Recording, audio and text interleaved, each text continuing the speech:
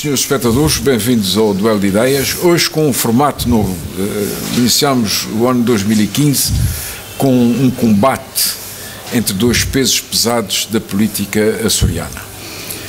Aqui à minha direita está o Sr. Américo Natalino de Viveiros, que desempenhou no primeiro governo regional presidido pelo Dr. Mota Amaral um cargo, vários cargos políticos, não é? Um deles, para mim, me parece o mais importante no seu currículo, o responsável pelas obras públicas, onde desenvolveu uma atividade notável.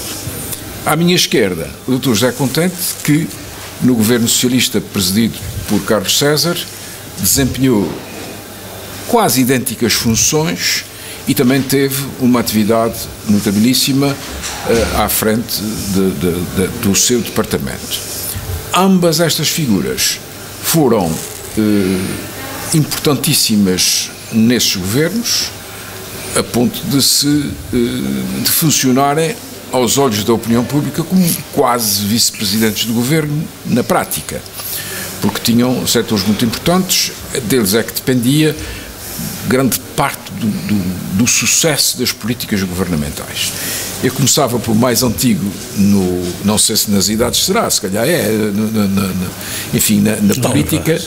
O Sr. Américo Natalino de Viveiros, muito obrigado por ter aceito o nosso convite e gostava de lhe perguntar, a mesma pergunta depois vou fazer ao Sr. José Contente, o que é que houve de melhor e o que é que houve de pior no seu mandato, que queira destacar para depois debatermos aquilo em que nós estiverem de acordo e eu tentarei mediar o melhor que souber.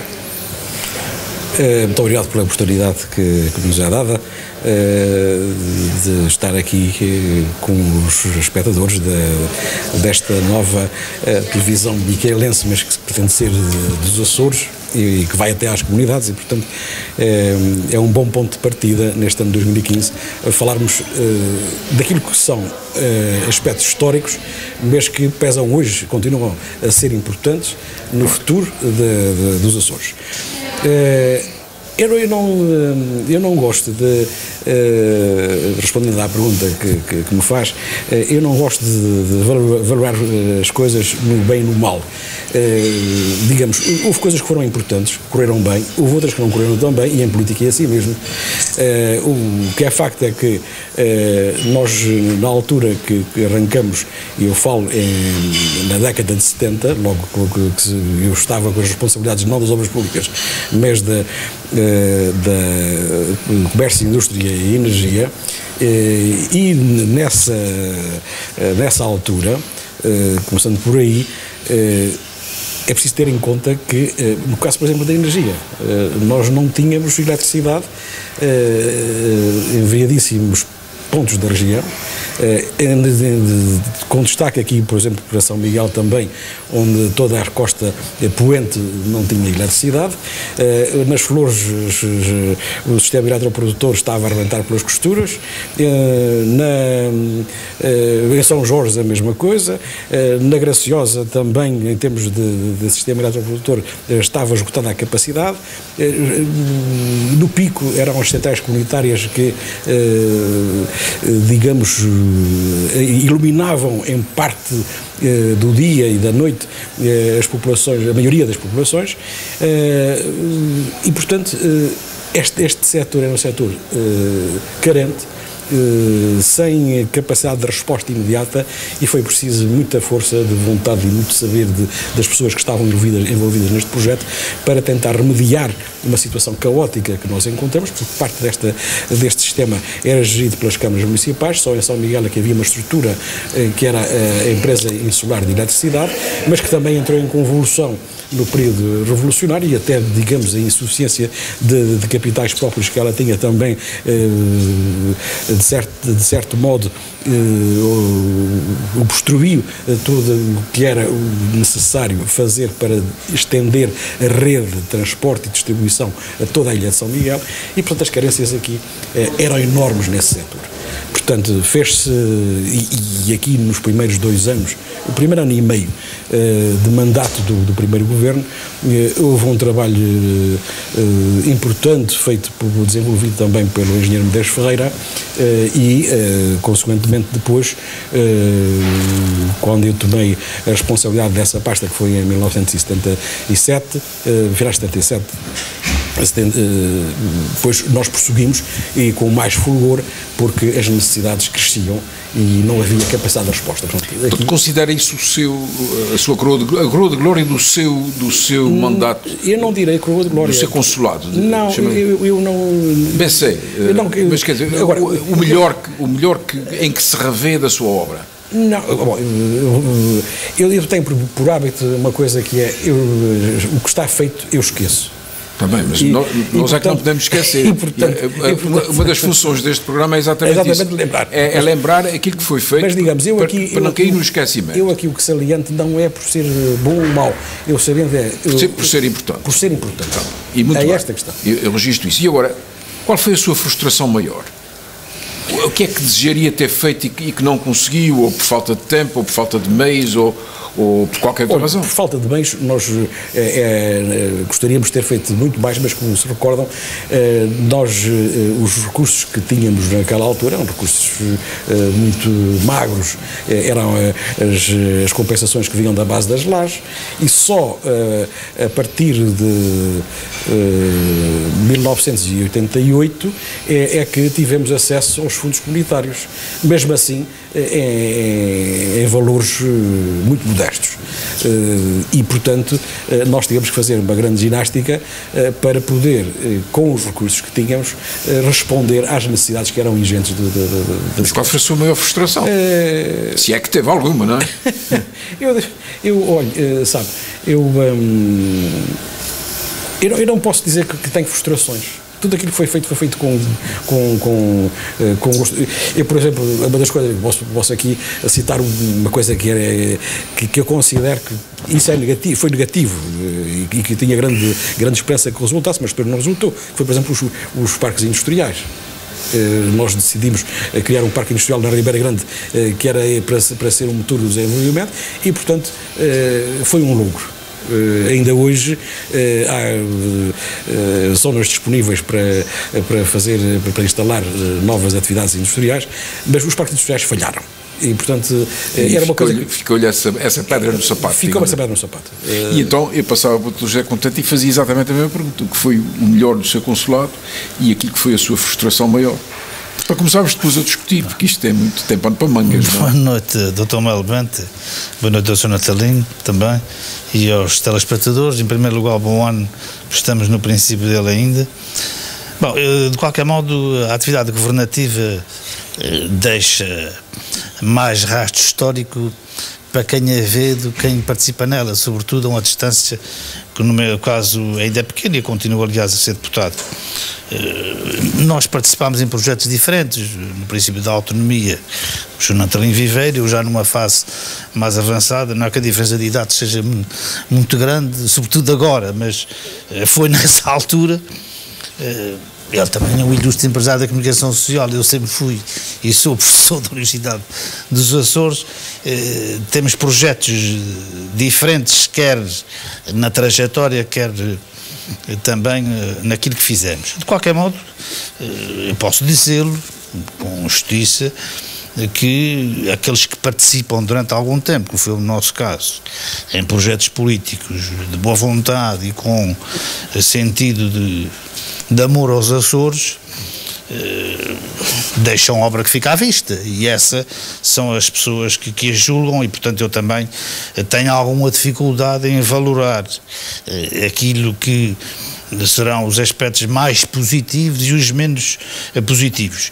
De qualquer modo, quer dizer, o Governo Regional, a partir de 1996, teve, de facto, por boa negociação política com o Governo da República, alguns outros instrumentos financeiros, como a Lei de Finanças Regionais, teve o seguimento de quadros comunitários de apoio e a região acabou por aproximar-se mesmo em termos de indicadores económicos e sociais, em termos de convergência nacional e europeia. E isso acabou por ficar à vista desarmada e de algum modo hoje vê-se. O projeto em que eu participei, que é de algum modo tem confluência, é o projeto da rede viária regional, que de facto nós tínhamos uma rede viária regional com 1450 km e no período em que eu participei no governo nós conseguimos fazer intervenções em 1200 e portanto é de facto um projeto que teve consequência e teve de facto uma sequência também que está à vista. Mas eu queria realçar, sobretudo, um outro projeto em que participei já numa fase mais final dos mandatos dos governos de Carlos César, que tem a ver com a ciência e tecnologia. Essa sim, duas áreas novas, duas áreas diferentes, e que hoje em dia merecem serem desenvolvidas em âncoras que aí estão e que são pouco conhecidas do grande público, e até da comunidade nacional e também da nossa diáspora. E às vezes são conhecidas mesmo um pouco internamente e que têm uma grande importância sob o ponto de vista de dar sentido estratégico àquilo que se chama a posição geoestratégica dos Açores.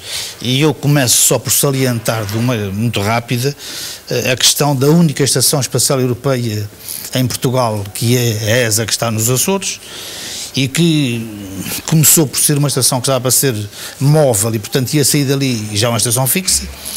Uma estação que congrega já recursos humanos qualificados de empresas regionais, como é o caso da empresa Segma, que é uma empresa da EDA, e em que engenheiros e eletrotécnicos fazem a monitorização daquela estação ao nível da energia.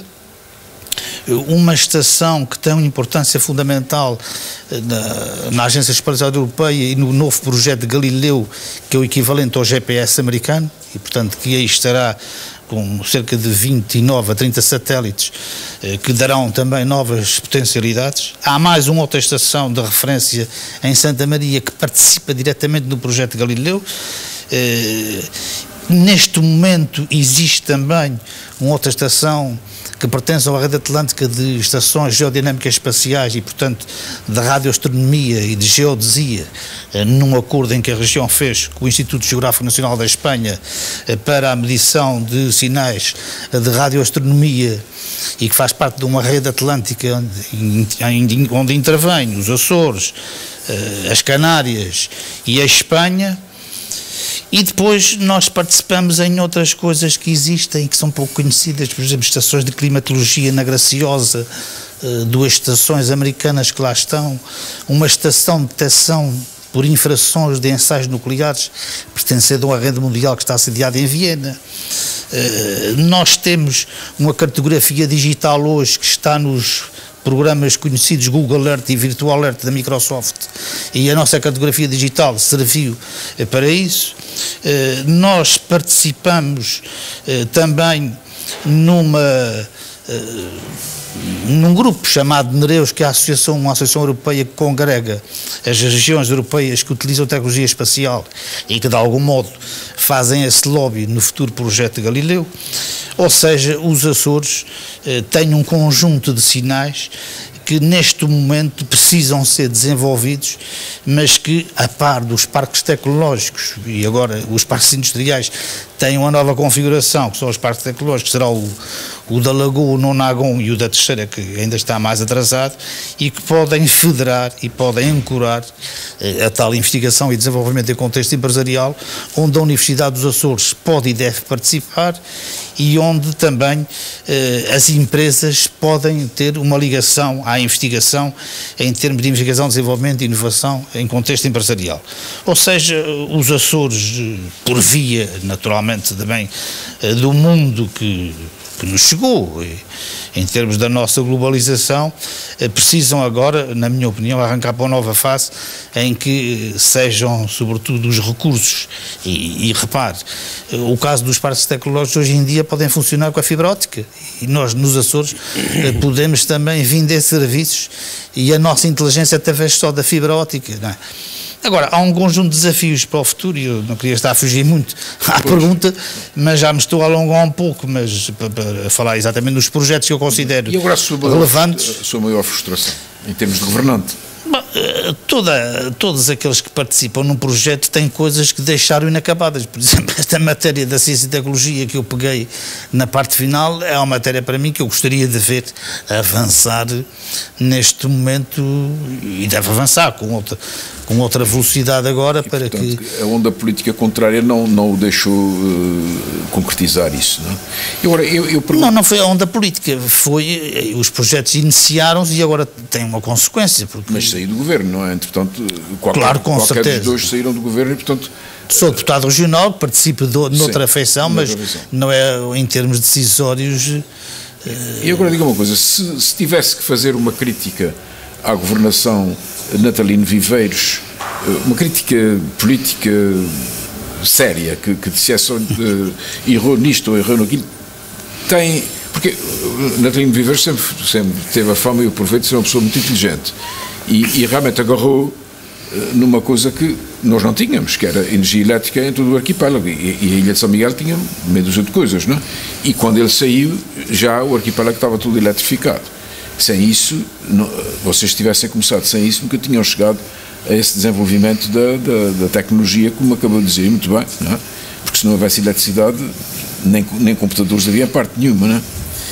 Eu pergunto-lhe, concorda que a melhor tarefa... Eu não concordo consigo, já lhe vou dizer porquê, mas o debate é entre... Gostaria que se estabelecesse entre vocês. Acha que foi realmente o ponto alto da governação Natalino Viveiros, foi a energia? Não, eu não avalio isso tão bem como o Sr. Natalino Viveiros. O que eu posso dizer lado dele, não é? O que eu posso dizer é que nós tivemos projetos em tempos diferentes e, portanto, hão de ser avaliados também no contexto em que eles foram produzidos. Claro que eu penso, e isto faz parte um pouco daquilo, porque havia quase tudo por fazer no princípio da autonomia e, portanto, há muita coisa que se calhar foi feita porque tinha que ser feita e foi feita mais rápida, e às vezes quando é assim, obviamente que as decisões também trazem erros, mas também quem não decide é que não erra. E hoje diz-se, por exemplo, que por alguma noção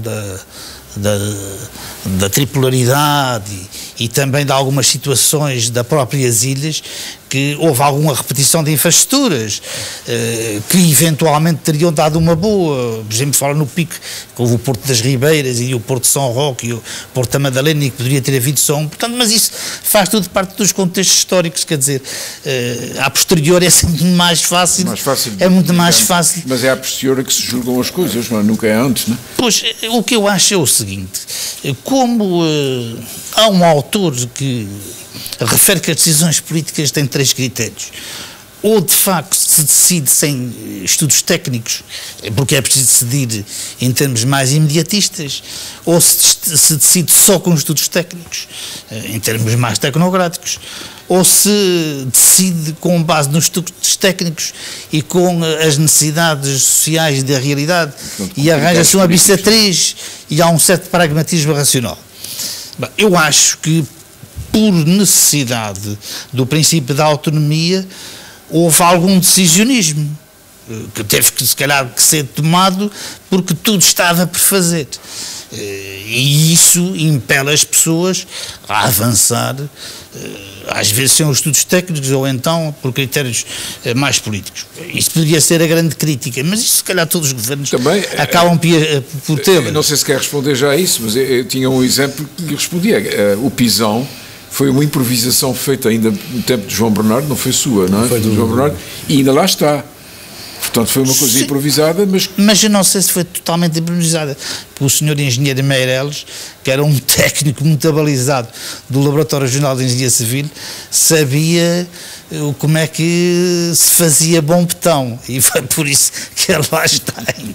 Portanto, há aqui alguma... Eu posso referir uma frustração, quer dizer, porque estas coisas todas, elas existem, se pensarmos bem nelas. E, por exemplo, quando eu cheguei à Secretaria já da Habitação e Obras Públicas... porque o senhor antes tinha sido do Comércio e Indústria. Mas há uma coisa que eu Na altura em que os Açores puderam importar diretamente do estrangeiro sem problemas, enquanto não o apanharam. É verdade, sim. Bom, enquanto que nós tínhamos até um plafond próprio dado pelo Banco de Portugal para esse efeito. E controlávamos aquilo que era o fundo de divisas que nos era alocado aqui aos Açores. Então, aquilo, e era feito com um plano de prévio de importações anuais, feito o rateio pelos vários importadores, desde as viaturas aos víveres, às carnes e outras coisas. Portanto, nós foram tempos, mas que já passaram, isto pertence a... E desviei Mas vou-lhe dizer, eu quando cheguei, nós tínhamos aqui um problema, evidentemente que tudo isso cresceu, houve aqui um determinado crescimento na década de 80 e portanto, e esse crescimento também começou a criar estrangulamentos. Pronto, nós, por exemplo, aqui digamos, a circulação na maior cidade dos Açores tornou-se caótica, portanto, em termos de entrada e em termos de saídas. As acessibilidades eram um grande problema em 1988, 85, 88. Bom, e houve necessidade, como dizia aqui o Dr. Contente, às vezes não de uma certa improvisação, mas até de tomar decisões que têm que ser tomadas, tendo em conta o tempo e a urgência que elas envolvem. Aí quando cheguei à Secretaria tínhamos pronto o projeto já de prolongamento da avenida. E cheguei à Secretaria e fui estudar o projeto. E o projeto previa um aterro que ficava ao nível da rua João Melo Abreu, cobrindo toda a parte ali da Calheta. E, portanto, aquilo arrasava-se aquela Calheta perto de Tevos, cobria-se toda, aquilo ficava ali uma volumetria excessiva. E havia uma certa contestação por parte de especialistas naquela matéria relativamente ao projeto. Bom, e eu, de facto, vocês têm razão. Mas o que é que vamos fazer? Porque a minha opção era diferente. A minha opção seria manter o espelho d'água da Calheta se tivesse tempo para isso. E fiz essa tentativa. Agora, o que acontecia é que nós íamos perder 2 anos do projeto. E não tínhamos condições para manter os fluxos de tráfego que estavam calculados para estes 2 anos, de manter, digamos, uma saída, uma circulação fluida, minimamente fluida. Bom, mas então como é que vamos minimizar a questão?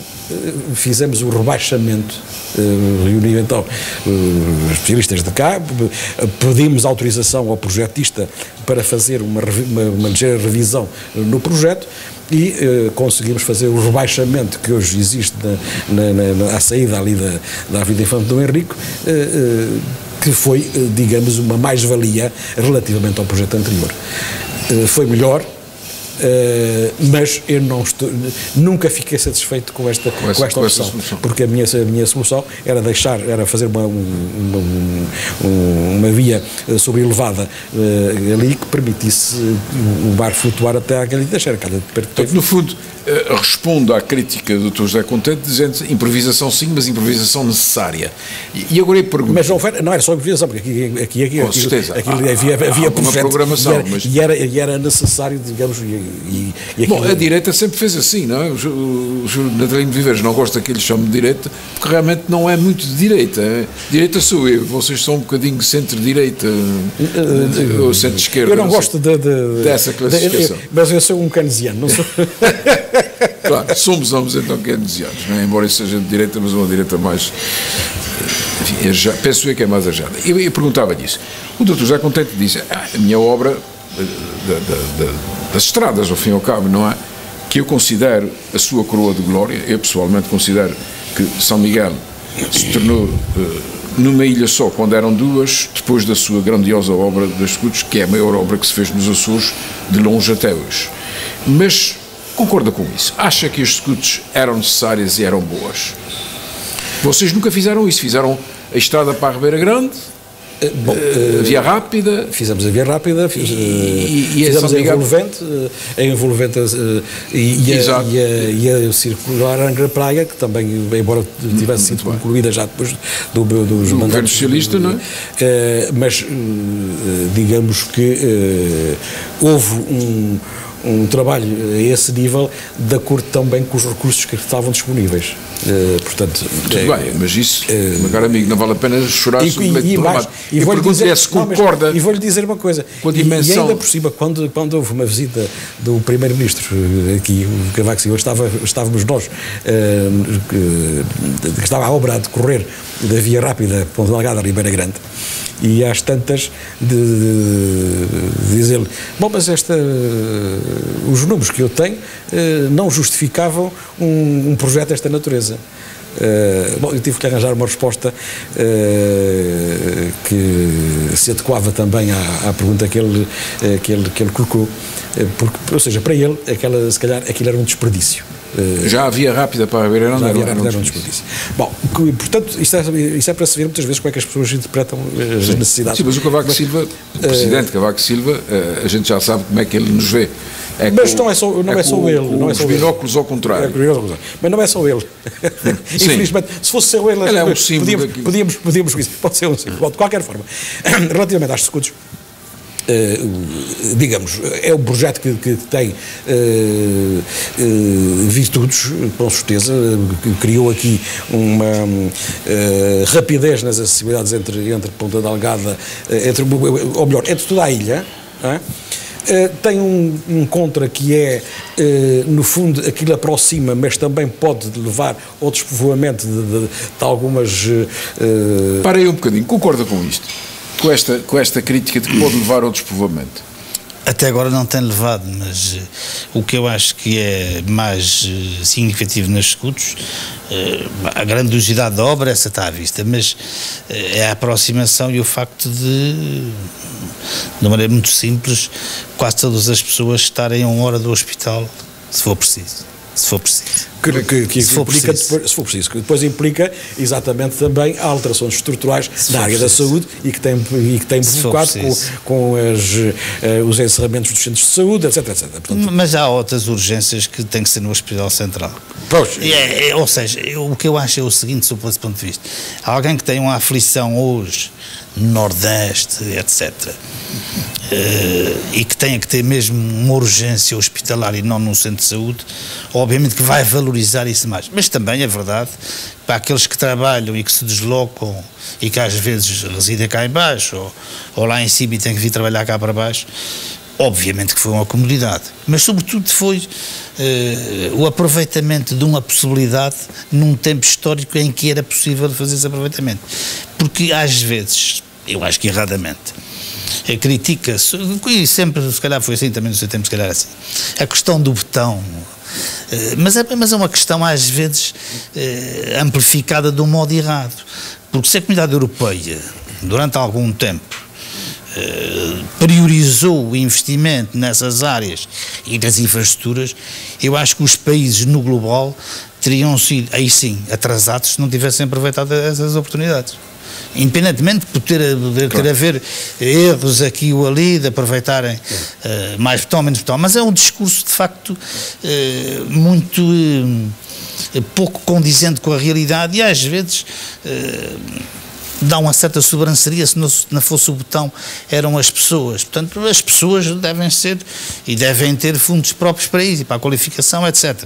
Mas houve um tempo em que a Comunidade Europeia, no global, apostou nas infraestruturas. Os países que não aproveitaram esse tempo, esse sim, acho que cometeram um erro. Nos Açores, eu acho que também foi a mesma coisa. Eu acho que a nossa falha nessa matéria, falha da região em si, independentemente de ser do governo ser o governo A ou o governo B, quer dizer, eu acho que a falha que nós tivemos aí nesta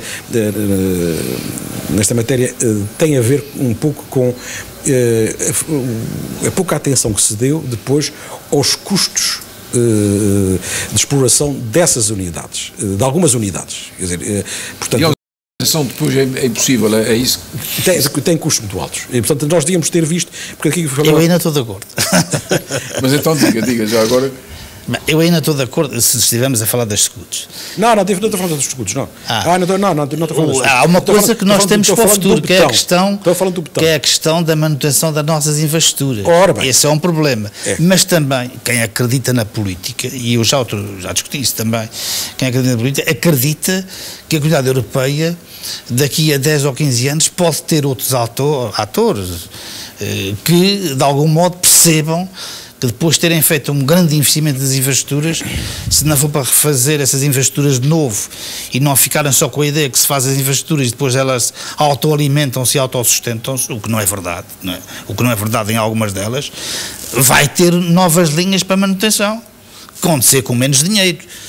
O que eu temo é o seguinte, que daqui a 15 ou 20 anos não haja dinheiro para fazer essa manutenção. Que a União Europeia terá que largar os cordões à bolsa para a manutenção. Devo dizer, eu sou uma pessoa não só em relação aos Açores, em relação à Europa. Eu sou uma pessoa sempre com esperança e positiva na minha perspectiva, mas nesta fase eu começo a ter algumas dúvidas sobre o futuro da Europa, porque se se vai prolongar o Estado alemão na direção e na política e na definição da política europeia, não sei se ela se vai aguentar. Vamos ver o que é que vai acontecer com a Inglaterra, vamos ver o que é que vai acontecer com a Grécia agora, vamos ver o que é que vai acontecer. Eu agora queria passar para outro assunto, em Espanha, se me permitirem, que é o seguinte: como é que lidaram, eu começava por si, como é que lidaram com a rivalidade entre ilhas? Como é que conseguiu ultrapassar, ou tentar, ou se não ultrapassou, não sei, a rivalidade entre ilhas, que é muito forte entre São Miguel e Terceira, mas que também com o Faial, que nunca se deixa ficar atrás, estes polos, teve problemas com isso? Bom, eu de facto posso dizê-lo, sob o ponto de vista da rede viária regional, que não há facilidades, mas, como disse há pouco, nós tínhamos uma rede de 1450 km e fizemos intervenções em 1200, não é? Essa contabilidade está feita, não é questão deve haver. Tinha havido também nos 20 anos anteriores cerca de 200 e poucos quilómetros que tinham sido intervencionados. Nós tínhamos uma rede viária mais atrasada porque houve outras coisas a fazer. Sim. Provavelmente, e provavelmente não houve mesmo. E isso houve aí um salto que também, de algum modo, nessa perspectiva, atenuou algum desse bairrismo. Ou seja, todas as ilhas, mas todas as ilhas, sob o ponto de vista da rede viária, foram bafejadas. Sim. E hoje em dia, eu não conheço ilha nenhuma que tenha menos de 70% da sua rede viária regional reabilitada. E isso foi um grande salto. Mas sentiu ou não sentiu a força do... Com certeza que quando as... Tive alguma... Veja lá um dado tão curioso como esse, quando se fala nas escutas. Aliás, isso está no Diário das Sessões. Quando houve a discussão do projeto das escutas, o atual líder do PSD reivindicou mais scooters, digamos assim, em outras estradas regionais que depois vieram a ser reabilitadas e intervencionadas pelo sistema tradicional do plano da região. E eu recordo-me que era o que trouxe a transversal em São Jorge, a longitudinal do Pico, a transversal no Pico, quer dizer, ou seja, naquela altura havia a ideia, porque se conhecia pouco o que era o projeto Scoot, ou a parceria privada, que isso podia abranger mais ilhas e mais coisas, não é? E portanto... ou seja, São Miguel ia ter uma grande obra e, portanto, os deputados regionais de outras ilhas também eu quero para a minha, não é? E, portanto, isso sempre houve. A sua maior luta foi essa? Isso sempre houve. Agora, obviamente que os governos, com os orçamentos que têm, procuram, dentro das prioridades e dos compromissos políticos que assumem no princípio de cada legislatura, cumprir exatamente essas questões. E no seu caso? Sei que o senhor enfrentou graves... Esta Omacente de São Jorge tinha a tarefa um pouco facilitada, mas o senhor é de São Miguel e, portanto, não deve ter sido... Olha que não. Não? Porque o profeta em terra própria às vezes é acusado de não trazer para lá tudo o que deve. É possível, mas como é que... Não, quer dizer, evidentemente que... O senhor é um bairrista, tudo que pode leva para rápido de peixe. Não, foi o homem que mais desenvolveu aquela vila. Não, aquela vila se não desenvolveu mais foi por não deixar. Aquela vila foi, digamos, tem tido... E também faria a mesma coisa que Vila Franca, tem tido, ou melhor, tem tido disponíveis os recursos ainda que são necessários à sua condição, de uma parte importante, porque aquela freguesia, aquela vila tem problemas muito maiores do que qualquer uma das nossas ilhas médias e pequenas. Aquilo é um problema e, portanto, não é em vão que se fez o investimento que foi feito e que graças também ao apoio internacional do EFTA, etc., conseguiu-se dar uma volta grande ali àquela vila. Mas relativamente às questões aos bairrismos, bom, vamos lá. O bairrismo, manda a verdade que se diga, que esbateu-se muito depois nos mandatos dos governos do Partido Socialista. E, portanto, mas também julgo que este bairrismo que sentimos durante as primeiras 2 décadas da autonomia esbateu-se com a governação do Partido Socialista. Manda a verdade que se diga também que nessa altura este bairrismo aparecia porque as necessidades eram grandes e porque as ilhas precisavam no seu conjunto de infraestruturas na área da saúde, na área do ensino, das escolas, os aeroportos, os portos, todas elas precisavam dessas infraestruturas como pão para a boca e nós entendíamos que elas eram fundamentais, não só para dar a mobilidade que era preciso dar em termos de nós, eu digo nós, todos os governos, não digo, atenção, porque havia correntes que preferiam, digamos, corresponder-se diretamente com o exterior, com o continente, do que se corresponder com outras ilhas. Quer dizer, isso também é liberalidade e é esse ponto. E, portanto, isto foi compreensível e não se tem noção disso, mas na altura da constituição do primeiro governo foi muito difícil, porque esta rivalidade estava latente e presente na discussão da estrutura e das pessoas que haviam de encabeçar o primeiro governo dos Açores, e isso foi uma tarefa que foi preciso muita resistência por parte de quem do partido que tinha a responsabilidade para formar o governo, do PSD na altura, e não foi pacífica, e criou algumas feridas que foi preciso muito tempo para as curar. Muito bem. Muito obrigado aos meus ilustres convidados por terem aceito este convite, ter tido um resultado esplêndido, a ponto de eu perguntar aos nossos telespectadores se realmente concordam ou não comigo que se tratam de 2 importantes bases políticas da nossa terra, o Dr. José Contente, Américo Natalino Viveiros, que com a sua história, o seu desempenho na política, a eles se deve uma grande parte do enorme desenvolvimento que os Açores tiveram nas últimas décadas. Muito obrigado.